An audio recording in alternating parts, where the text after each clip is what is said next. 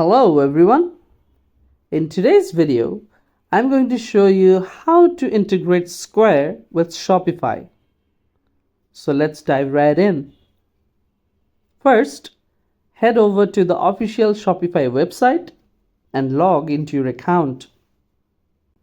Once you're logged in, look at the left sidebar and click on Apps. Next, select App and Sales Channel Settings. Then click on the Shopify App Store.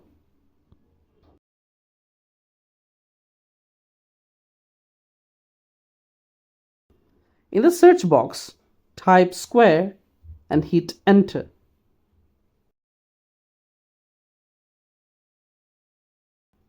You will see the Square integration. Go ahead and select it and then click Install.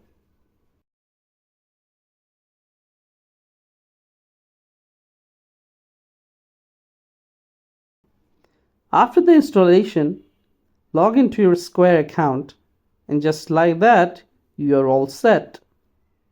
There you have it.